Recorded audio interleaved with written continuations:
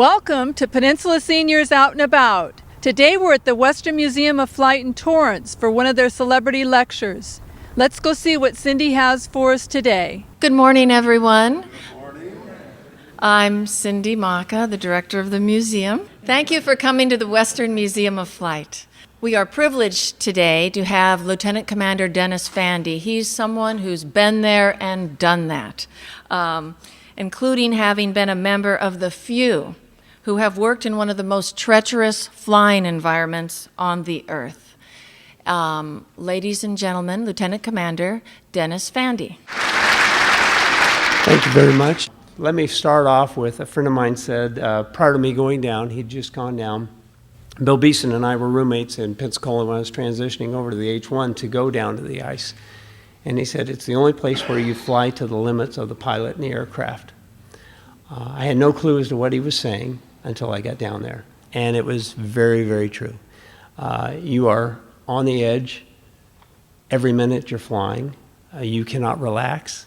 And yet I loved every minute of it because I never knew what was going to happen to me. From day to day, minute to minute, it was just phenomenal. Here I'm sitting at about the 10,000 foot level, eating lunch. The picture had two of my crew on there. We were with George Denton. We used to call him Mr. Antarctica, and his team from Yale who were looking for rocks. We called them beakers. And so they were out searching, and we were sitting on a 9,000 foot drop-off. I'm about 2 feet from a 9,000 foot cliff.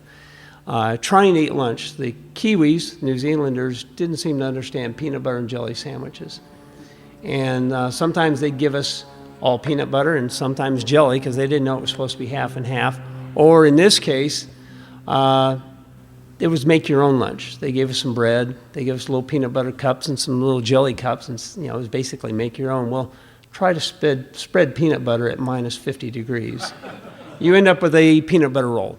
Yeah, I was with Operation Deep Freeze and the VXE-6, the first Navy unit and the first military unit, and our first ones to ever land down at McMurdo and at South Pole. It's amazing how many people get Antarctica and the Arctic confused. Antarctica, of course, being on the south end. You can go down there. It will cost you $12,000, $15,000, take a cruise ship, and you can go from Chile, Argentina, over to the peninsula, which is more tropical than where we were. But this gives you a relative relationship of where it is. Now, we would base out of Christchurch, and it was a 16-hour flight from LAX down to Christchurch, and then it was another 8-hour ride in a 130 or 141, crammed together, knees overlapping each other, to get from Christchurch down to Ross Island here at McMurdo. Amazingly enough, National Science Foundation gets a lot of requests from people wanting to go down there and everything from sail a submarine under the South Pole, not realizing that that's dirt. It's not like the Arctic where it's a full ice sheet. It is actually dirt, and it'd be tough to sail a submarine under there. You can see it's gorgeous. The thing I remember most when I got off the plane, the 141, at the ice runway was, it was all black and white with some blue sky. But it was the most beautiful place I'd ever seen too. But when you step off that 141 into that minus 50 temperature, and it really isn't that bad, it's dry, it takes your breath away. The fact that you're for someplace where very few will ever be, very few have ever been. So as you can see, this is the ice edge. It's melted out, and it's just beautiful. All these glaciers coming down, and you can see how thick the ice is. Now at South Pole, it's 10,000 feet. I had a T-shirt that said, "Ski South Pole, 10,000 foot of base, half-inch of powder." Again, this is kind of a satellite view of Antarctica. Antarctica is the 5th largest of the 7 continents. The size of it actually, as you can see here, doubles just from the sea ice. Total surface area, as you can see, is 5.5 million square miles. It's the coldest and also the windiest continent in the world. Winds will run up to 120 or better. Temperatures, routinely it would run minus 30, minus 50 degrees Fahrenheit when I was there. Winds can go up to 200 miles an hour, are the fastest or highest recorded. It is the driest continent in the world. You get less precipitation down in Antarctica than you get in the Sahara Desert. This is a size comparison of Antarctica compared to the U.S. It's actually larger than the U.S. and Mexico combined. Antarctica is a free continent.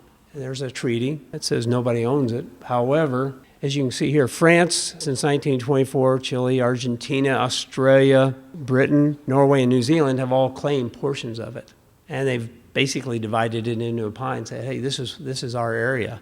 And the statute has been maintained ever since 1961. Now, you'll notice there that other than the U.S. and Russia, everyone else claims something. And if you can go to the next map, you'll see a pie chart of who claims what. Interestingly enough, you got Britain and Chile and Argentina claiming the same pie. Well, that can get very interesting. We recently, I'm giving away my age, had the Falkland Island Wars. And that wasn't even Antarctica. That was a portion, if you will, of getting close to there. So you can imagine what would happen if we had a real battle over who gets what portion. We do have South Pole, which is the dead center of it. That's our station. We do have stations all around, and then the Russians, of course, have their Vostok. Chile, to reinforce its claim, will actually have women go down and have their babies down in the tropical section of it, so that they can say, hey, our children were born here in Antarctica, so that must be part of ours. This gives you a better view. Here's the Ross Ice Shelf again in that lower section here that we operate primarily out of. And then it's from McMurdo to the South Pole is about 600 miles. Here's a cross section of Antarctica. You've got the Transantarctic Mountains running across here, which are some of the highest and longest running in the world.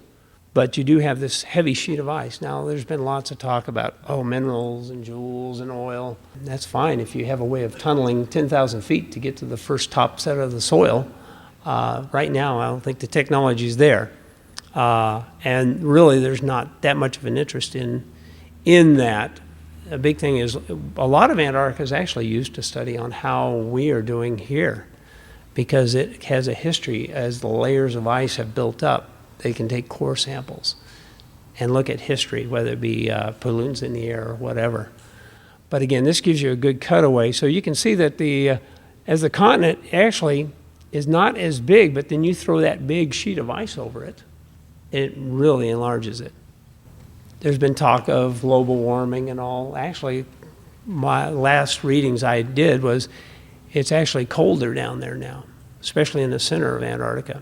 We used to do the ozone studies. I flew ozone balloons.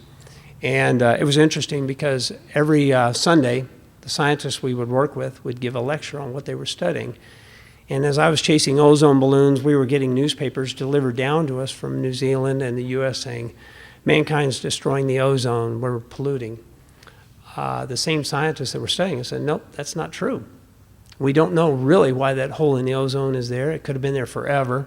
However, when Mount St. Helens blew, it destroyed more ozone than all of mankind could do.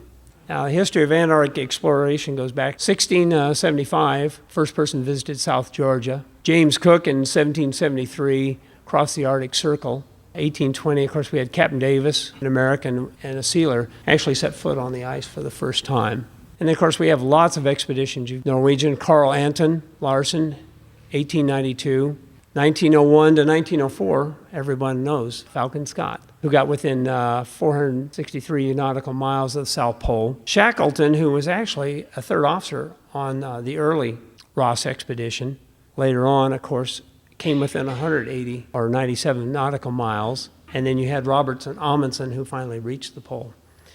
1956, Navy expedition set up the first permanent base.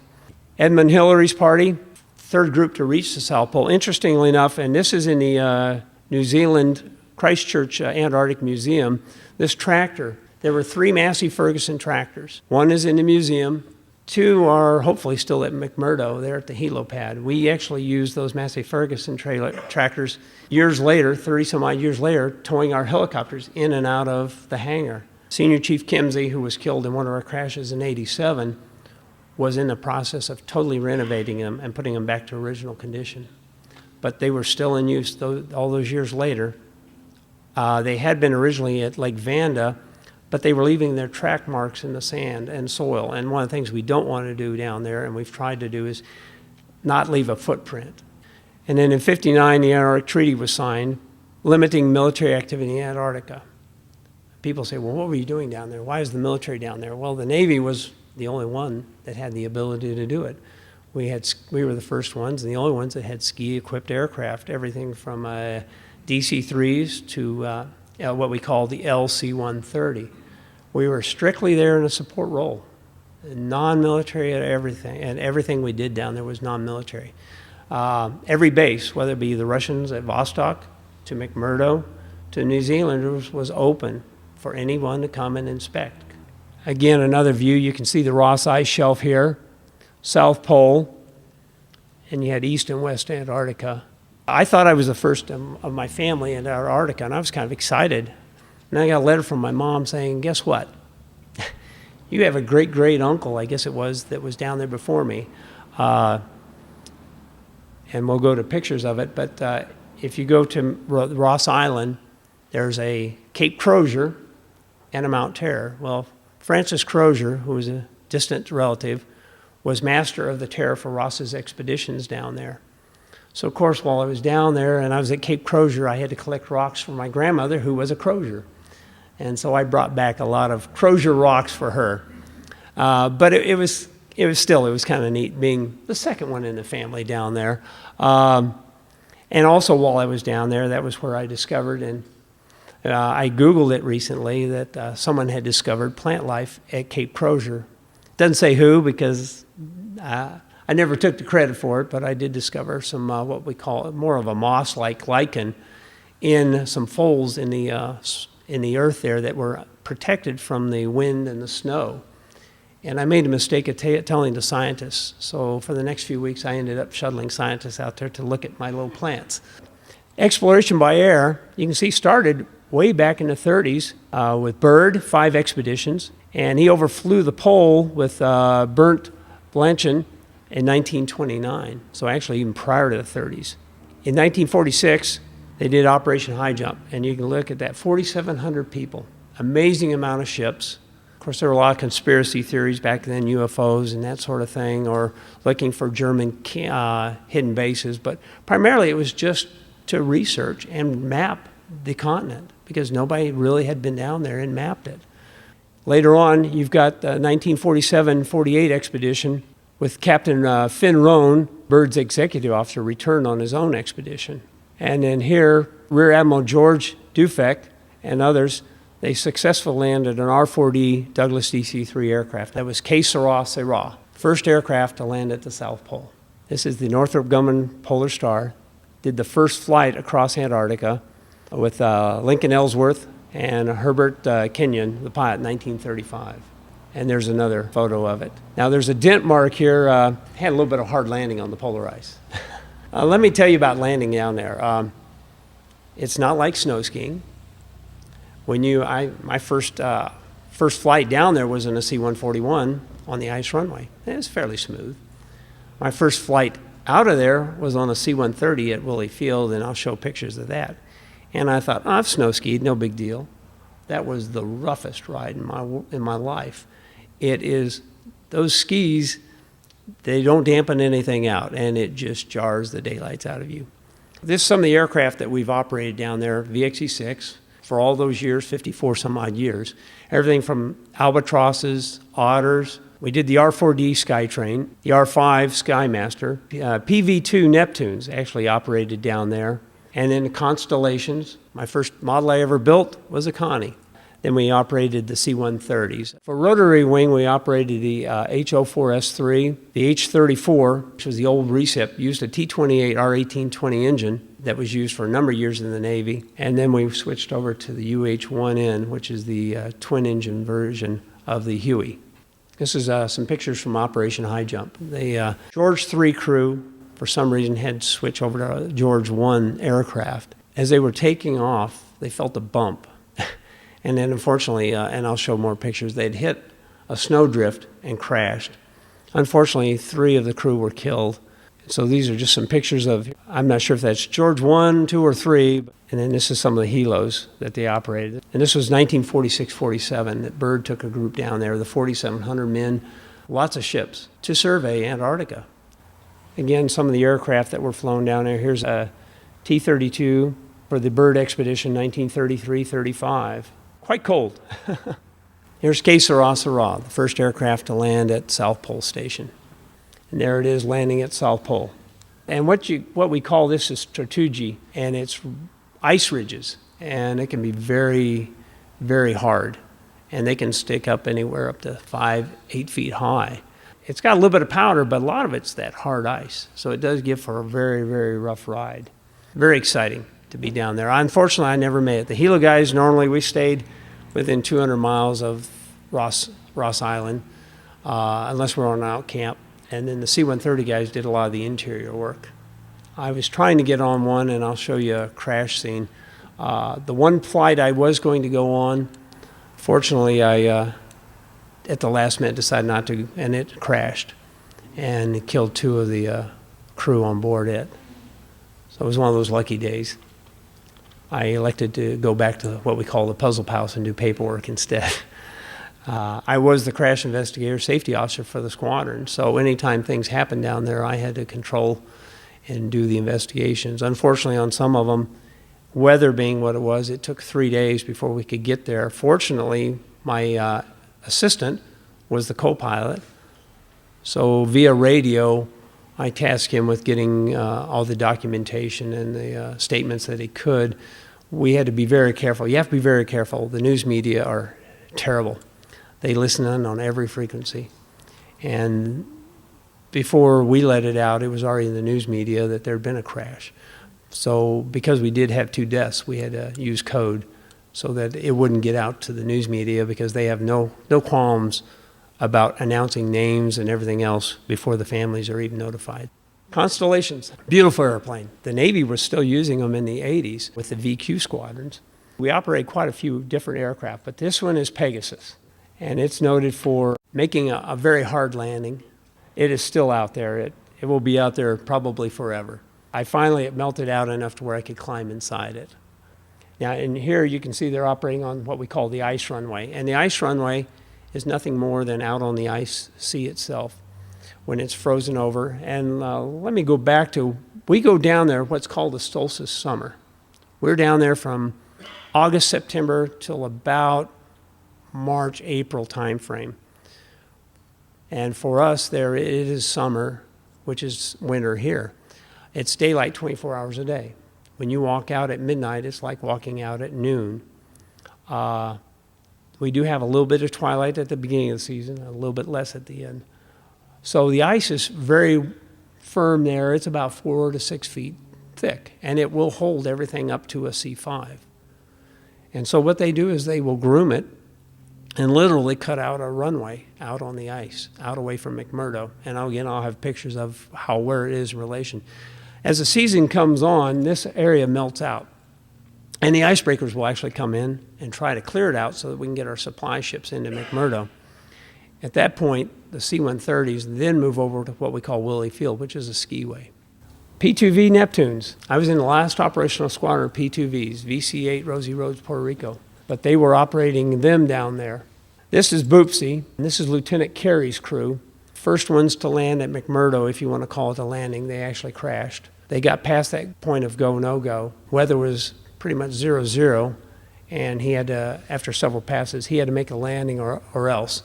They struck a snow mound, and as you can see, it was completely demolished, killing all of those on impact. We had 4 others that did survive. But again, this is Boopsy, P-2V that operated down there. Neat aircraft to fly. I actually got to fly them with VC-8. Even though I was primarily a helicopter pilot, I also came out unrestricted, so I got to fly jets and props. Otters, operated otters down there. The first landing on the continent was at Marble Point, which is our refueling station, and it's right across from Ross Island is what we call the dry valleys. It's the only place in Antarctica that really does not get permanent snow all over it. And so there's actually soil. And so it was a otter that landed down there, did the very first landing on soil at Marble Point. Some years later, they had one crash on takeoff, killing both crew. And the debris was still there, and I was telling Cindy that I wish I had kept some of it because it was the old tube boxes and stuff that they'd carted most of it out, but some of it was still there with serial numbers. And then, of course, we operated the R5D Skymasters, and they would do the long-range reconnaissance. And you can see here, they're right on the ice edge because there's a ship. Here's the H-34. It was a workhorse for the Navy. Used them a lot in the Mercury space programs. Navy used them for search and rescue and anti-submarine warfare. Again, it had the R-1820 radial engine up in the nose. And this is in the Wright Valley. And over the years, we've cleaned up accidents. And this one is probably no longer there. But this is an H-34 that had crashed in the Wright Valley. This is what we operated, VXE-6 operated up until recently, before the disestablishment of the LC-130 and the Huey. And the neat thing is they were very compatible. Again, we're limited mileage-wise on a Huey. Helos are very short-ranged, so we had to stay within 200 miles. Buddying with a C-130, C-130 would go out ahead of us or follow us. We would go out and land, and we could hot refuel. They can actually have fuel lines, and they would actually fuel us. We'd land next to them, and they would pump fuel into our helo. Same fuel, JP4, and they could extend our range, whether it be for search and rescue or for science, because there are some areas that, of course, the C-130 just can't go into, and the helo is more versatile in some of the more dangerous areas. That's Mount Erebus in the background. This is what we operated until recently. Now, the Air Force out of Schenectady, New York, do operate C-130s now. And PHI, I think, has the contract. They operate Squirrels and a Huey. But these were the workhorses. We would carry everything from Nansen sleds strapped on the sides. We would have the interior loaded up to where we couldn't see the scientist inside. That's okay if we crashed. He was well protected. And then we might have a snowmobile hanging down below us. That's how loaded we would get. Anything we took in, we took out. If you ask our crew chiefs, they were not happy. Because some of the stuff they hauled out, whether it be the dirty scientist or their waste, they had to sit with and smell. C-130 with JATO. Assisted takeoff. This is jet assisted. And for years we used JATO down there. One of my last seasons, the manufacturer discovered that if you store it at a certain temperature, it's dangerous. It doesn't work. It can be very volatile and break down, so we actually quit using it. Other reasons were that, again, I told you it was a very rough ride on the ice with the skis. Well, you've got these little bottles strapped to the side of the aircraft, and every now and then one might break loose. And when it broke loose, it would fly through the props, which meant you left the aircraft behind. Again, another slide, C-130 with the Transantarctics behind it. Beautiful aircraft, phenomenal workhorse, I would say one of the best military purchases they ever did. This is, again, Australia and New Zealand. New Zealand, it was basically a 8-hour flight down here to A, which is McMurdo, from F. So from Christchurch down to A. We would spend anywhere from a week to 2 weeks in Christchurch getting outfitted for cold weather gear, jackets, quilties, thermals, and everything. This is Vostok here, where the Russians were. But again, an 8-hour flight. Somewhere in here was a go, no-go point. If you reached that and went beyond it and the weather moved in, you were stuck. You had to land at McMurdo no matter what. Again, another view. Here's McMurdo, and you can see it in relation to the rest of the continent. Little America was over here. There's South Pole Station, roughly, again, 600-mile flight. Interestingly enough, the C-130s, we didn't have GPS in those days, even as early, mid-80s, 86, 89. So our navigators actually did celestial to get anywhere they wanted around the continent. So they were doing star shots to get around the continent. For our helo guys, we were DR, dead reckoning. Again, compasses don't work down there, they precess. So we actually had to memorize, and I memorized every nook and cranny of the continent so I would know where I was, because that's the only way I could get there. This is the ice runway being built. And again, you can see that sheet of ice. It just extends all the way to the Transantarctic Mountains, and you can see how high they are there. This is a flagged road going from the ice runway back to McMurdo. And this is actually what we flew my first season. We would fly low enough so we could keep an eye on the flags, and every now and then we'd have to climb up and over the deltas, which is a large big wheel vehicle that was trundling down the road. And so we'd come have our little head-ons, if you will, with a helo, climb up and over them and continue, because this is the only way the weather was such that we could not see. Here is McMurdo Station. You've got the helo pad here, what we called the puzzle house, which was VXE-6 here. And there's a cavity, big crater here. There was, at one point, a nuclear power station. Well, you can imagine how that went over real well with having a nuclear power station there to power McMurdo. Everybody in the world was claiming that, upset about it, so the Navy pulled it out.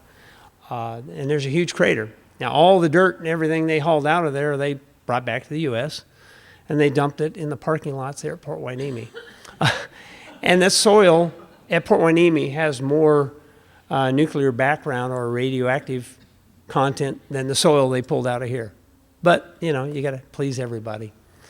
You can see McMurdo is spread out, and there aren't tunnels going to room to room to room. Now, you did have stores inside each building, and we had basically ropes that we could string between the buildings if you had to get out. But every building was basically self-sufficient for a period of time if the weather came in where we couldn't get out. Here's an aerial view, and this is where the ice edge is melted out. And during the season, the ice will be miles down here at the beginning, and as it gradually it will melt out to where we can get refueling and cargo ships in.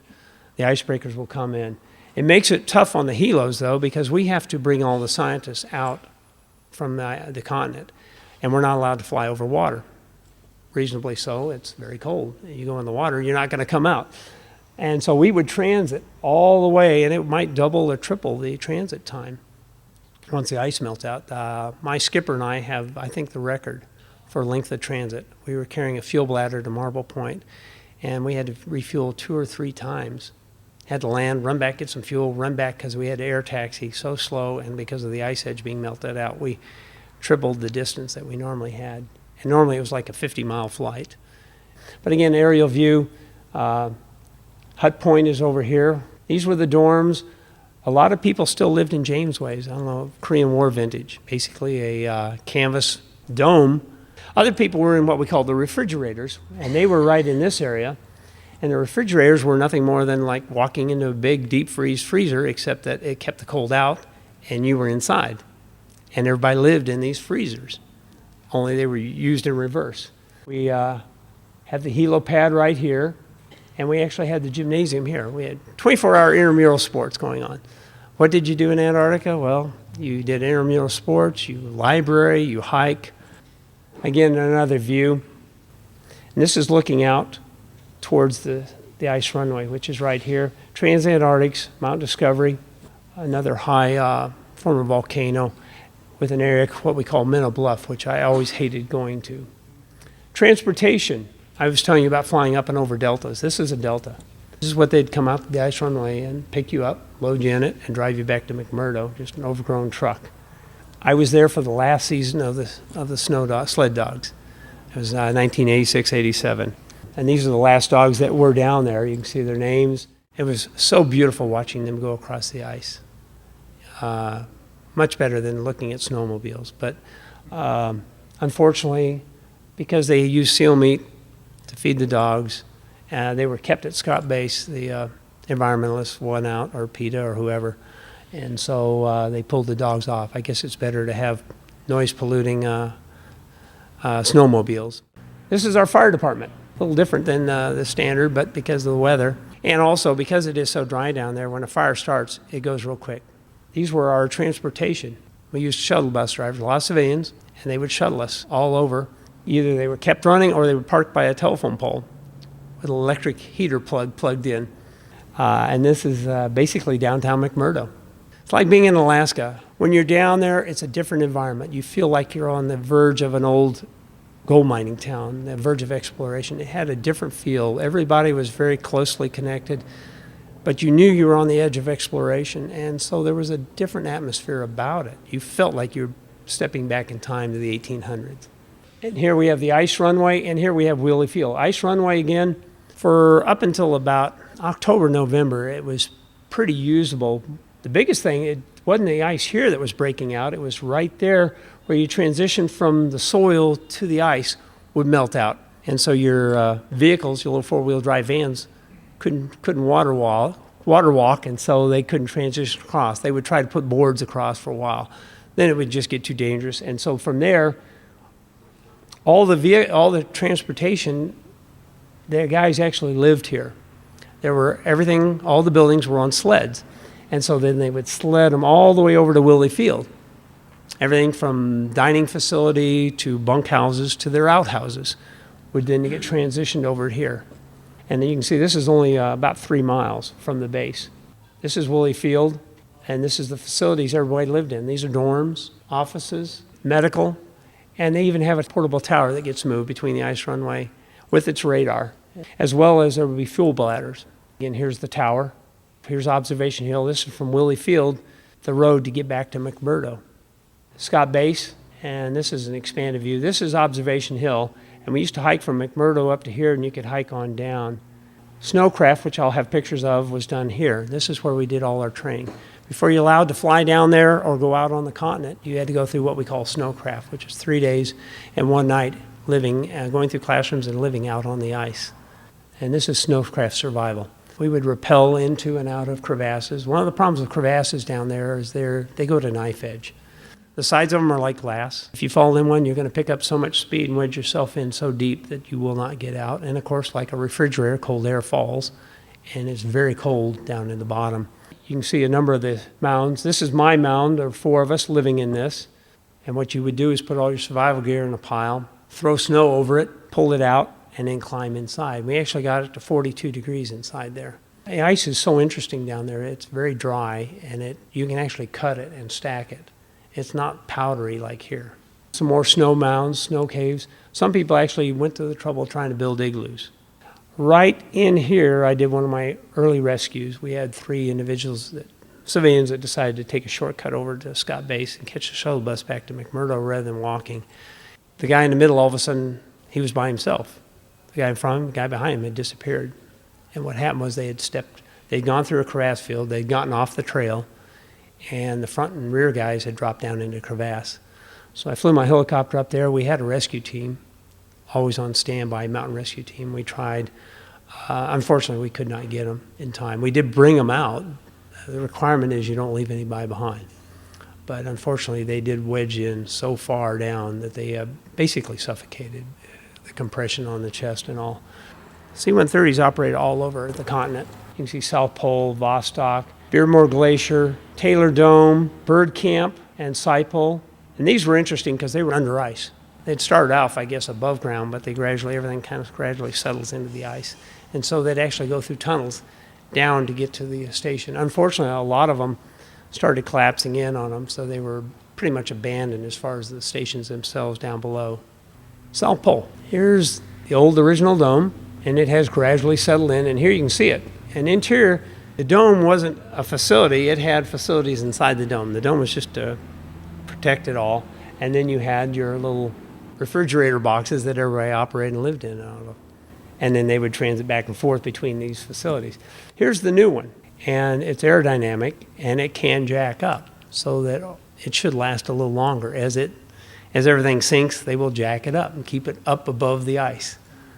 And it's, again, been designed aerodynamically because of those high winds so that it will actually force the snow to go under it, not build up underneath it. This is the bird station here, out camps, and then Saipol that the C-130s would operate in and out of. Interesting thing about C-130s, too, is that skis actually stick to the ice, so sometimes they can't take off. I've actually had friends that took maybe a 5-10 mile takeoff run trying to break free of the ice, and so they'd pile everybody on the back ramp just to try to get the nose up to climb. Helo-ops, that was my thing. I loved it. C-130s would drop their people off, and they'd usually head out. See, the helo-ops, we actually did what we call close support. We actually worked with the scientists generally. We would stay with them, or at least come back, and actually they would put us to work. And so we would operate in what we call the dry valleys. And again, here's Ross Sea, McMurdo, Granite Harbor, and Marble Point, which I told you, the first landing of a fixed wing on the soil was done here at Marble Point. This was our refueling site. And that was about a 50 mile from McMurdo over to Marble Point. That's 50 miles of boring white. So we would rotate every 20 minutes between pilots so we didn't get highway hypnosis and go to sleep. Here's the ice edge. Beautiful. This is what a lot of us, the helo guys, we actually saw. We actually got to see a lot more than the C-130 guys. So we would take them with us so they could experience it. But this is Cape Crozier, in fact. And you can see it's like icing spilling over the continent there into the water. And this shows the Farrar Glacier. the Taylor Valley, the Wright Valley, and the Victoria Valley. Now, over in this area, we had specially protected areas that we were not allowed to fly in or even fly over. C-130s were not even allowed to fly over. They wanted to minimize any chance of any noise or pollutants or whatever affecting those areas. This is Marble Point, our refueling site. VXE-6 Otter made the first wheels on dirt landing at Marble Point in 1957. Soon after that, we had a DC-A3 Otter crash in 1959, and the remains of it were still there in 86 to 89 when I was down there. So this is what we call blue ice. It is so slick that we could not land on it in the helos. There is no friction, and the helo skids would actually spread apart and we'd end up on our belly. It is very slick. Very fun to slide around on your boots. And here's some the Transantarctics. When I went to Alaska, it was like being back in Antarctica, but with trees. And here's our helo ops. We did a little bit of everything. Resupplying scientists, carting equipment, everything from propane tanks to power weather stations to getting scientists on top of Erebus, dragging snowmobiles and all. There's our illegal formation. We were not allowed to fly formation.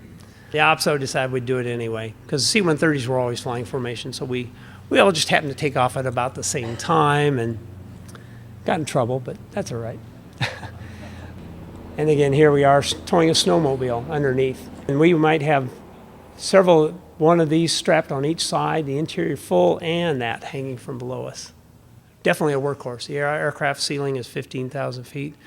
Operating in those cold temperatures, it was no problem. Now, most of them had heaters, but we did have one that didn't. We called it the Dragon because it would belch and make noise and scare you. But the heater just wouldn't light off. Again, here's glaciers. Here's the ice. Standing on it, you can actually see the bottom of the lake. The way the makeup is of the water, it will freeze and actually be crystal clear. It's like walking on a window pane. And so you could actually be walking and looking at the rocks and the bottoms of some of the lakes. These valleys are fairly deep, and way inside you would actually find seal carcasses and petrified seals. Somehow they'd gotten up and over the ice from the ice edge, and somehow, who knows how many years, maybe hundreds of years later, they're still there. There's a blowhole, vent hole. Mount Erebus is still active. It does erupt every now and then. Fortunately, it's 26 miles from McMurdo, but it will blow out. Again, here you can just make out through the ice the bottom of the lake.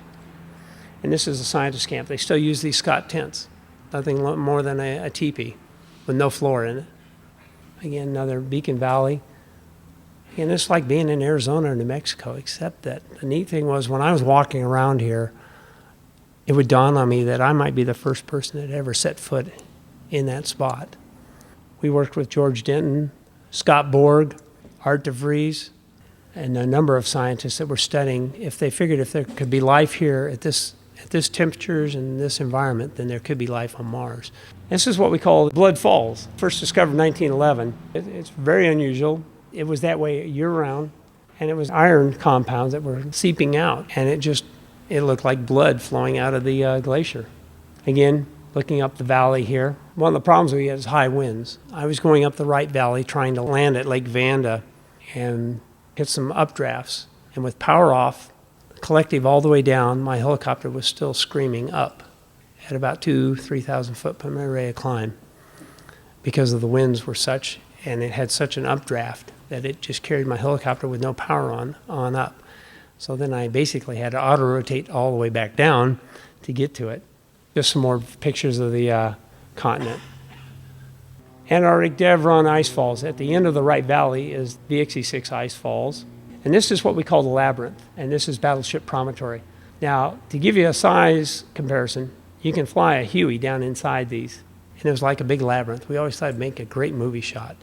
2 helos tail chasing down inside the little things. And this is inside the Erebus ice tongue. Erebus ice tongue is nothing more than a glacier. This is Mount Erebus. McMurdo is down here, and it has actually floated and extended out. It's only broken off twice since the 1800s.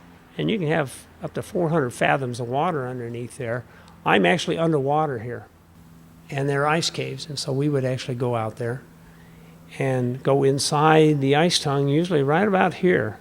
Right on the end, we'd be actually inside the tongue itself, exploring the crevasses and so on. And this is what I took out of the ice tongue. To me, nature's just so beautiful, and the way the crystals were. I just scraped this off the wall inside the ice tongue there. Early exploration, Shackleton and Scott. This is Shackleton's hut. It's protected. It's locked. I don't know why it's locked. It's so far away and nobody can get into it, but they do lock it. And I would carry a key. But you can see that it's almost as if waiting for him to come back. Here's the hut on the outside. Here's a couple dog houses and all their stores stacked around it. It's got everything from biscuits to tea to bedding and clothing. Everything as if, again, you almost expect to see one of them walk right in. And this is at Cape Royds. The difference between Scott and Shackleton, of course, to me was very people-oriented. He knew he wasn't going to make it to the pole. He turned around and came back rather than taking a chance and forcing the issue. His hut is just one square or rectangular building.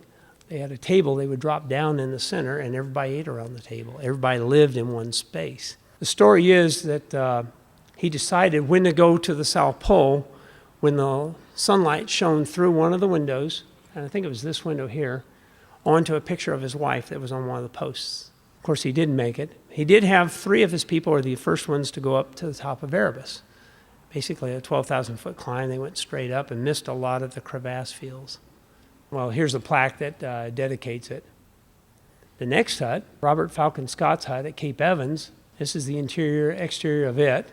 And again, everything's stacked up the way it was. Of course, he died, and they basically left the hut and everything the way it was.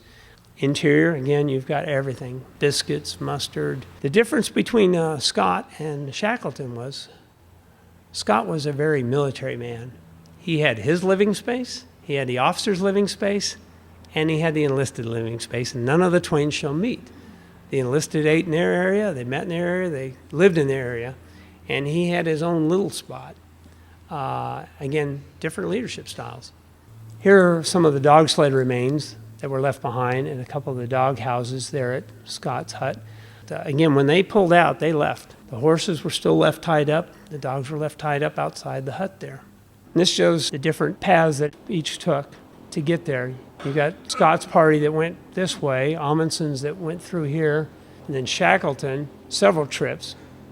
What do you see down there in Antarctica? Everybody says, well, you have polar bears. Nope, polar bears are up in the Arctic. The only thing I think we have in common are the orcas. Where I was, we had the emperor penguins, and we had the little Adelie penguins.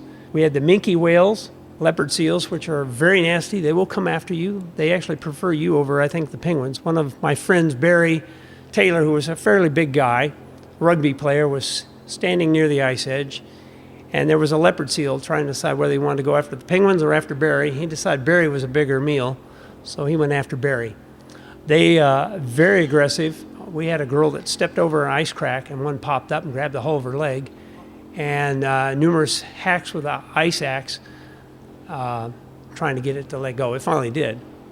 And again, we had the orcas, and they're what we call spy hopping, looking around. And it was interesting because I would see a bunch of penguins shoot out of the water when the orcas would show up, but some of them would disappear under the ice.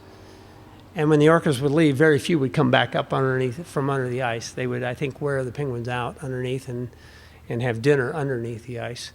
Adelies, this was one of my penguin playground scenes at Cape Bird. The Adelies were just fun to watch. We had that lecturer that said that they were afraid of the aircraft, the jet aircraft, at my QB meeting. They loved the helicopters. They would trek miles across the ice edge to come check us out. Now, we're not allowed to approach any of the wildlife in Antarctica. They can approach us, but we couldn't approach them. And it's a $10,000 fine if you disturb the animals. But penguins loved us. They would come out and check us out. Emperor penguins, just phenomenal. They would do what we call toboggan. They'd get out on the ice and use their bellies and their little feet and just slide across the ice. I was standing with Rusty Schweikert on the ice edge, and orcas came in, and all these penguins shooting out of the water and sliding down onto the ice, and one slid up in front of he and I and looked at us, looked at the ice edge, and decided we were safer. But at one point, I think he was deciding to go back in the water with the orcas because he wasn't expecting to have these two humans standing there. And then, of course, we had the Weddell seals. They were just pretty. Out in the middle of nowhere, there'd be a crack, and they'd pop up. Big brown eyes. Dangers on the ice. Yeah. The ice had a lot of dangers. We had the crevasses that you could fall into, step into. This crevasse here that I filmed is big enough, again, to fly a helicopter down inside. That's how big that is. It's very deceiving. ice edges would melt out. We have lost personnel who were on D8s, tractors, and suddenly the ice would break through, and there's one individual still somewhere down there in the Ross Sound, probably still in his D8 after he left McMurdo. I hear a lot about whiteouts here in the States, but people don't really know what a whiteout is. A true whiteout is, it's not blowing snow or blizzard, that's a blizzard. A whiteout is where you have the ice, if you will, and a cloud cover, and the way the sun reflects, you cannot see anything. It could be a mountain right behind them, and you would know it. And that happens so many times. You could have a beautiful, sunny, clear day, and in 5 minutes, you could have this. And so we always carried enough field provisions where we could spend the night out. Because there were times when we could not get back to McMurdo, so we would stay out on the ice with our tents and our supplies. But as you can see, there is no definition. One of my rescues, I went out and rescued a helo crew that had crashed in not as bad of conditions as this. When I went out, it was like this. I couldn't tell top from bottom. So I had my co-pilot on the outside while I was monitoring the gauges and flying basically an instrument across the ice. And as soon as he spotted him, I looked up, and it looked like the helicopter was just floating on the ocean because it was actually like moving. And it wasn't. It was just, there was no top or bottom, no sides. C-130s, you get that point, go no point, they would have to land one way or another. And if it was like this, what they had was they had a skiway out past Wooley Field with some markers. And the radar on the aircraft, the navigator would actually direct the pilot to land just to the side of those reflectors, out in a big open area so that there was nothing to hit, hopefully. And so that's what they would do, is they would actually talk themselves down to a touchdown out in 0-0 conditions, away from everything, and then trying to use the radar to try to find their way back to Wooley Field. But again, there could be, like, say, anything from a 5-foot mound to a 12,000-foot mountain there, and you would not see it. One of the big dangers of the ice, the weather. It wasn't uncommon to be transiting from McMurdo over to Mount Discovery, and you'd have a horrendous tailwind, and halfway across suddenly end up with a horrendous headwind where you're almost going backwards. I was transiting by Mount Discovery at one point, clear day, no unusual cloud cover on Mount Discovery indicating any weather, and my rotor speed suddenly went off the top end.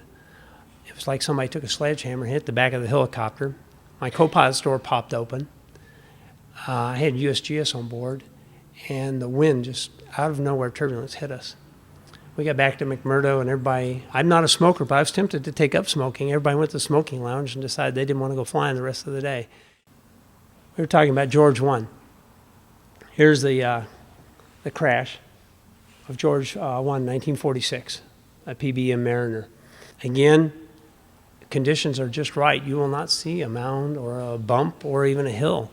And they felt something, and then ended up crashing. They had actually hit part of the ice. They painted the name of the individual that died on the wing. And this is pictures of the names of the individuals. Here's the crew that were on the flight. And this is the wreckage pattern. And the individuals are buried underneath the engine nacelle. If you Google George 1 and go to videos, you can actually see footage of the rescue aircraft going in and the survivors on the ice. Air New Zealand, Impact on Erebus. I actually had the book Impact on Erebus. Didn't know it was illegal to have it in New Zealand, Australia, or Great Britain. Fortunately, Customs didn't take it from me because there was a lot of controversy. Again, whiteout condition. They were transiting from New Zealand. They were going to go up to McMurdo, fly around up the Ross Sea, and then come back for an aerial view. In those days, they would give tourists could pay for an aerial view of Antarctica. Unfortunately, when they were coming up through there, they thought they were going up the Ross Sea, when in fact they were on the other side of Cape Bird. This is what was left of it. It was scattered for quite a distance. I was tasked to bring this new stainless steel cross up to the site. The old wooden cross that had been there had deteriorated, so my crew and I brought this cross up to dedicate the site. Here's another crash. You can see where he's catching the wingtip. Someone just happened to be there to get the still of this in 66 of a C-47. With the JATO balls going, it cartwheeled in and then burned everything to the ground. And my understanding is there were no survivors on this one either. Here's Pegasus. Still love it, even though it's all broken apart. Again, doing a landing, caught a snowdrift, tore the right wing off. Nobody was injured, fortunately. The weather deteriorated, and they were down to 0 and 0 with blowing snow, so they had to land. For a while there, they used it for an air terminal.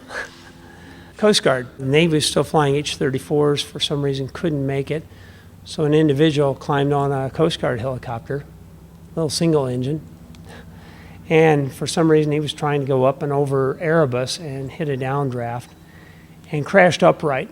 What we would do in the C-130s, the helos, you had the helo pad down here for the lower Erebus hut, and then you had an upper hut. And because some of the equipment that we had to carry, we would actually go minimum fuel, take scientists either to the lower hut or to the upper hut, and we were on oxygen because we were above 10,000 feet.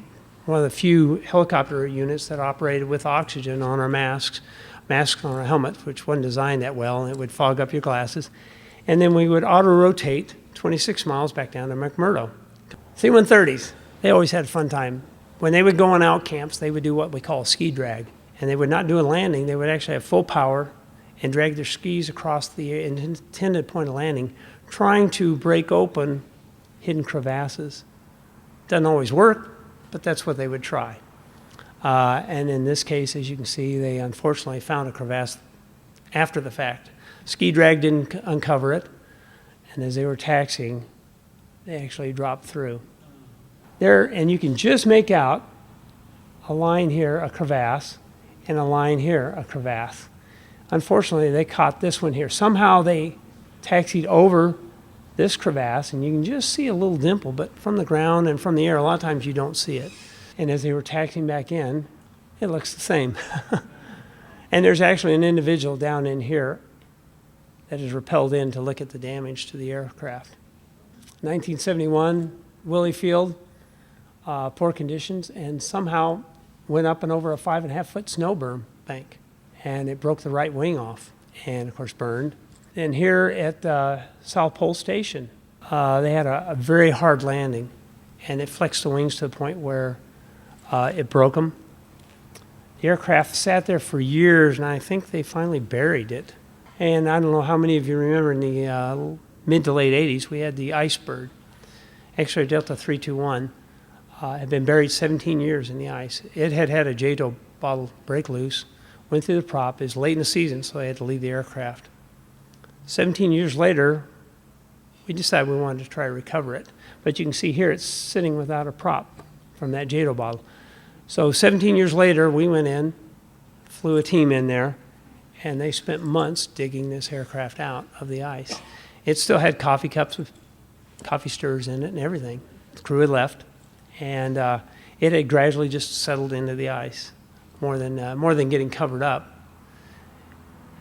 And Commander Jack Rector, our CO, flew it out.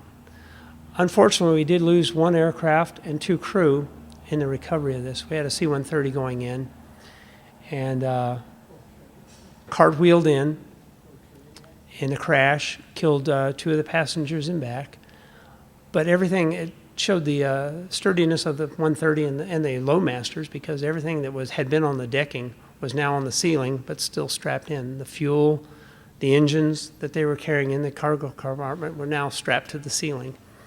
This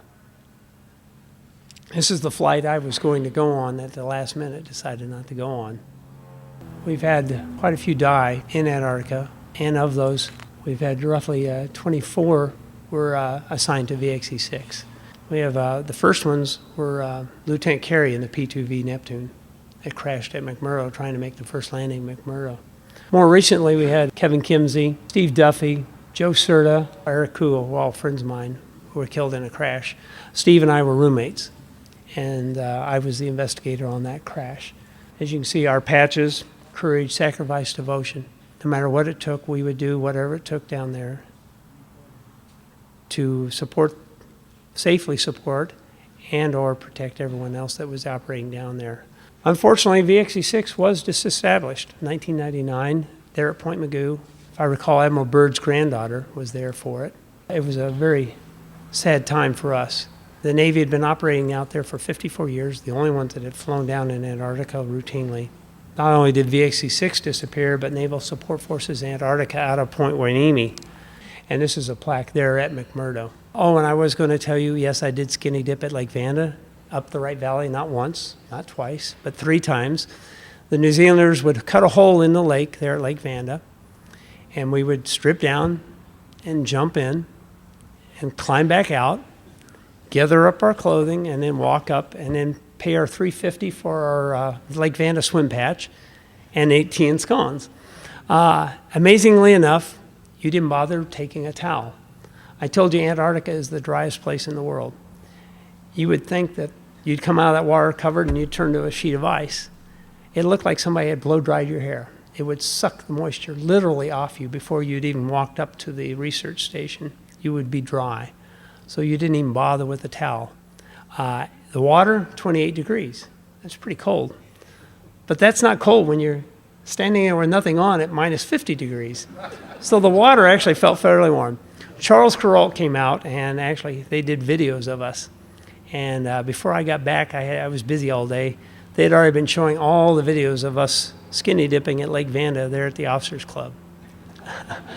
A big hit. But yeah, every year, I don't like cold water, but I had to do that. Now, we had chief of chaplains down there, and our chaplain in the lake had broken out a little further, and they actually tried to swim, and the look on their face when they took a few strokes. We had a rowboat just in case, because we weren't sure that they could make it back. But so that was the ice. You have your 200 club and the 300 club down there in Antarctica. It means you have a temperature difference of 200 or 300 degrees. They do have saunas at McMurdo and I think even at South Pole, and you would go in and get saunaed up to 150 degrees, and then you'd go out when it's minus 50, and then you walk around the bird statue there at the chalet and get your picture taken. I didn't do it. South Pole, they'd have the 300 club where you have a 300 degree difference. And again, all you'd walk, they would be out there with just their booties on, walking around. But we did have fun down there. Thank you for watching Peninsula Seniors Out and About here at the Western Museum of Flight in Torrance. I'm Betty Wheaton. I'll see you next time.